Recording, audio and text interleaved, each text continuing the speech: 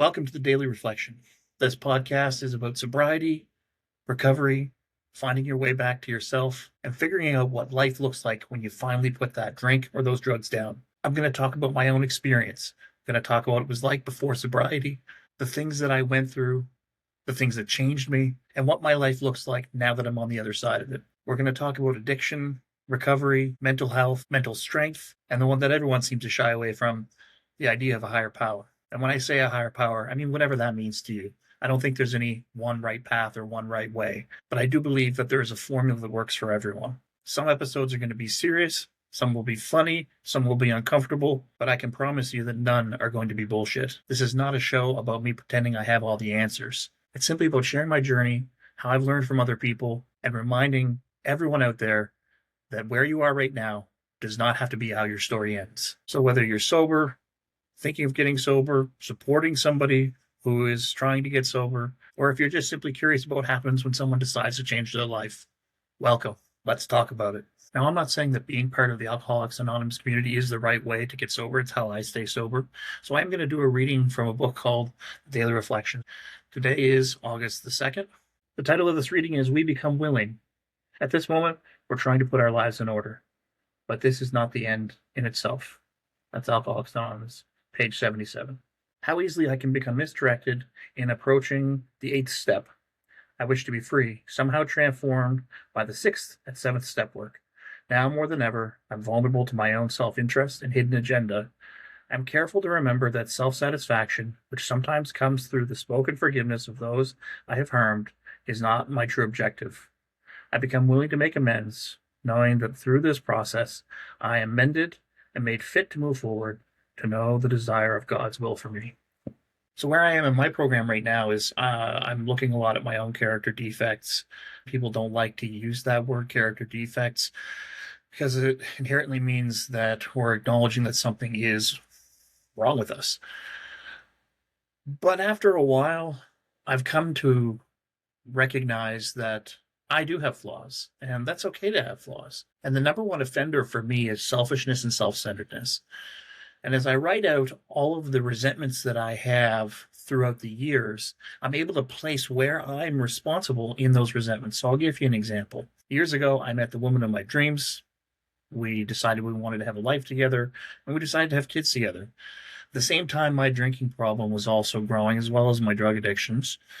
And over time, eventually, she left. We'd already had kids by this point. But up until that point, I didn't see that I was hurting anybody else. I just thought to myself, well, why does everybody care so much that I'm drinking? I'm only hurting myself, not hurting anybody else. But then I started to wonder, well, then why did she leave? You know, I stupidly thought that she didn't know I was unfaithful or that I was always absent in the basement drinking. I was just concerned with me. And that's where I had to open my mind up to the fact that I was being selfish and self-centered. And that's okay. We all make mistakes. The past is gone. But I have to acknowledge that I was being selfish and my role in her leaving. People who have an addiction have a spiritual sickness. And I don't claim to have all the answers for that. I'm still very spiritually sick. But if you had told me a year ago that I was going to be sober and recording a podcast about it, I would have told you we were crazy. I know what it feels like to feel like there's no way out, that there's no way forward, or that you're stuck in some sort of loop. I've been in that loop, the loop where you're drinking or you're drugging. You get to a point where you don't want to anymore. You stop. Then you get so sick that you need to start again. And then it just keeps going in this cyclical pattern. Have you ever tried to get sober and started to shake, started to sweat, started to have severe anxiety? I've been there. I've been hospitalized for it over 100 times. And I want to tell you right now, just as a side note, if you are actively using or drinking and you decide that you do want to get sober, if that's the right path for you, don't do it alone, especially if you're using drugs or alcohol where the withdrawal can be damaging or deadly, such as alcohol. Go to the emergency room, go to a doctor, talk to them about it. There's medications that you can use to safely withdraw. There's detox centers, there's rehabs, there's emergency rooms. Make use of those because it is important. I'll tell you a story. I was on parole at the time. I had been drinking in between my parole meetings, and on one particular break between parole meetings, I was drinking excessively. And it was one of my last parole meetings, and I really wanted to go to this meeting sober, but I had been drinking heavily for 2 weeks, and I thought that if I just stopped and just laid in bed for a day or so, that everything would be fine. So the morning of the parole meeting comes around, and I'm laying in bed, and sweat's pouring down my face, and I'm shaking, I'm gagging, I'm throwing up, I have severe anxiety, panic attacks. Trust me, I've been there. It comes time to go to the meeting, and I show up, and I'm trying to hold my hands together because I don't want to be seen to be shaking. And she knows there's something off. And she says, "You seem really off today." I said, "No, no, I'm fine. I'm fine." And meanwhile, there's sweat pouring down my face. So she says, "Listen, I'm not 100% sure if I can smell it or not, but I want you to do a urinalysis test. How do you think that's going to turn out?" And I decided it was time to come clean. So I said, "Listen, I'm not going to pass the urinalysis. I've been drinking." She said, "Okay." So anyway, they got me to be in a cup. And she sent me back out to the waiting room. She said, "Just wait out here, and we'll get back to you soon when we decide what we're going to do." And I remember walking out into the room and sitting down beside another parolee. And that was the last thing that I remember. I woke up a little bit later on the ground, and there was people crowded around me telling me not to get up. And there was an ambulance, and paramedics coming into the room, and stretcher and everything. What had happened is I had had delirium tremens, DTs, and I was going through it so heavily that I had a seizure and I almost died. So don't think for a second that it's not dangerous if you want to try to tough it out at home. That's not a good idea. Protect your body, protect yourself, protect your mind. So anyway, I spent a few days in the hospital, and here's the thing. At the time, I had given a solemn oath in my mind I was never going to drink again. I almost died. I had had a grand mal seizure. My muscles were sore. I could barely move from seizing so hard. And I said, I'm never drinking again. And maybe you've been there too, where you've said that. But I did. Not very long after I got out of the hospital, actually. I decided to go to the liquor store, buy the biggest bottle of vodka I could, and start drinking again. And that's what it's been like for me for many years. In fact, it's been over 15 years of fighting this losing battle of alcoholism and drug addiction as well. Now, out of the two main programs, Narcotics Anonymous and Alcoholics Anonymous, I go to Alcoholics Anonymous because alcohol was my drug of choice. I've never been sober and sat there and thought, I'd like to go out and get some whatever. But when I'm drinking, I do sometimes decide to take drugs. But whatever your drug of choice is, I've come to understand that there is something out there that makes a difference in the battle to try to stay sober. And I don't claim to have all the answers yet, but what I've found through attending Alcoholics Anonymous meetings, as an example, is that working with other alcoholics is the number one way to stay sober. Whether it's sitting there and listening to them talk, or doing a reading in the big book with them, or conveying your message in some way. I mean, just me talking to you about this is helping me stay sober. The number two way that I've found to be extremely impactful in my journey to recovery is acknowledging that there's something out there that's greater than me. Now, I spent a long time during recovery trying to deny the existence of a higher power. And if you don't want to have a higher power, you can use anything as a higher power. I mean, lots of people in the program say God is God, good orderly direction, or grace over drama. Some people just say the people in the rooms of AA is what their higher power is. I certainly don't want you to get the idea that I've somehow found God and organized religion. I really dislike organized religion. I think it's responsible for a lot of bad things in this world. But I am a big supporter of spirituality. My higher power is just simply the universe and the interesting ways that it works and connects to everything. That's a higher power to me. And when I believe that the universe has a purpose that's higher than myself, I'm able to give that craving, that lust for use away to that higher power. Now, I learned how to do that through the steps of Alcoholics Anonymous, but there are many ways that you can learn how to do that. But in my opinion, working with other alcoholics and finding higher power are the most important ways that one can stay sober. So if I can impart any sort of advice to you, maybe trying out some of these different programs to see if they work for you.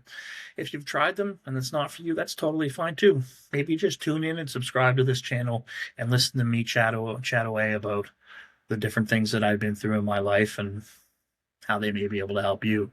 But it is possible to be sober. But I don't try to be sober forever. It's a really difficult thought for me to say that I'm going to stay sober for the rest of my life.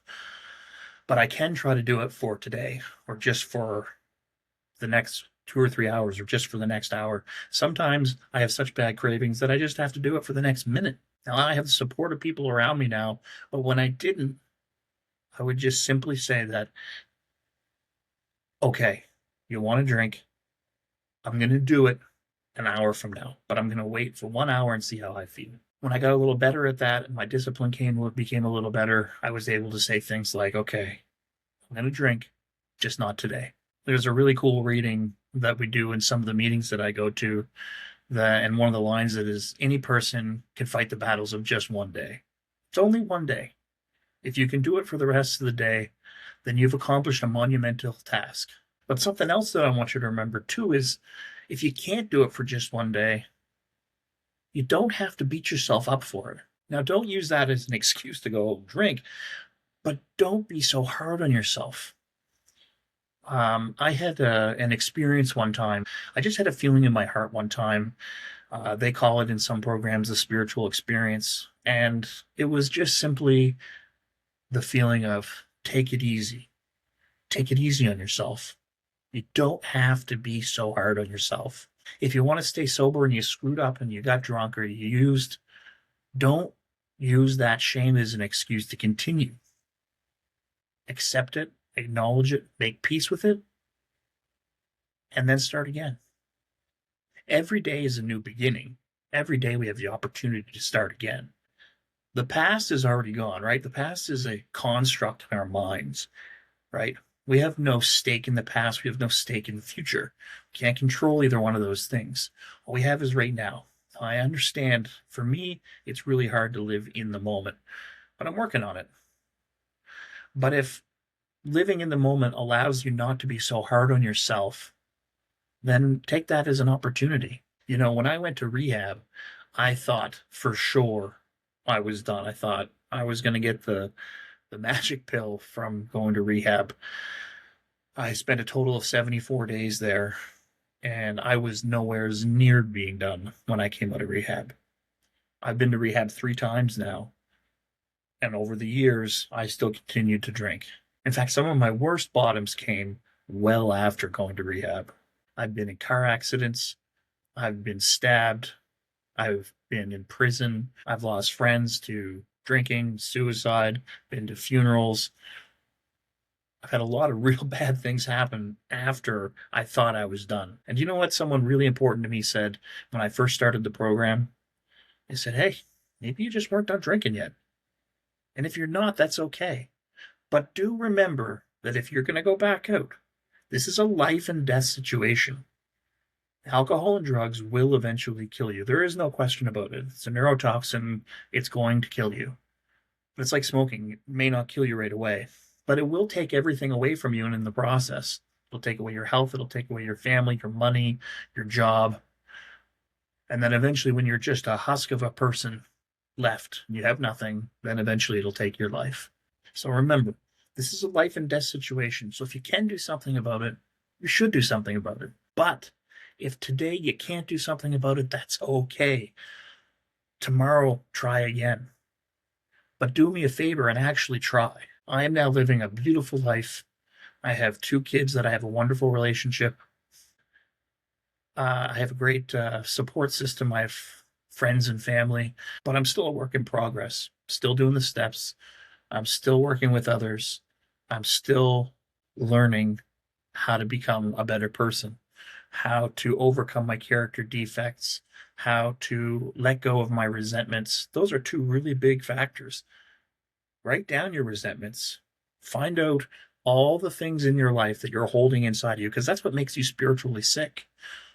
Write down how that affects you and how you too play a role in that resentment, whether it's your selfishness, whether it's your unreasonable expectations for other people. Now, I'm not going to tell you to make a list of all the people you harmed and become willing to make amends to them all. That's part of the AA program. And if you're going to do something like that, I do suggest that you work the program properly, go to meetings, get a big book, get a sponsor, and work the steps if that's for you. If it's not for you, that's totally fine too. But I will say, if you're going to at least give it a shot, go on Amazon, buy the big books of Alcoholics Anonymous, and give it a read. It might make a difference for you. Who knows? For me, I was just tired of being sick and tired. And here I am today. I've got sobriety under my belt, and you can do it too. Remember what I said. Any person can fight the battles of just one day. It's when we add the awful eternities of yesterday and tomorrow that we break down. Now, before we close up for today, and make sure you subscribe, I want you to be able to tune into this journey with me. I'm going to read a short prayer that I like to say every day to my higher power, which is the universe. I call that God. You can call it whatever you like. But the prayer is really short, and it goes, God, I offer myself to thee, to build with me and to do with me as thou wilt. Relieve me of the bondage of self, that I may better do thy will. Take away my difficulties, that victory over them may bear witness to those I would help of thy power, thy love, and thy way of life. May I do thy will always. And that's how I give my will over to my higher power each day, which for me is the key in staying sober. So I hope that you got what you were looking for when you watched this today. I'll be back again very soon for another episode. Make sure you subscribe, and thanks for watching.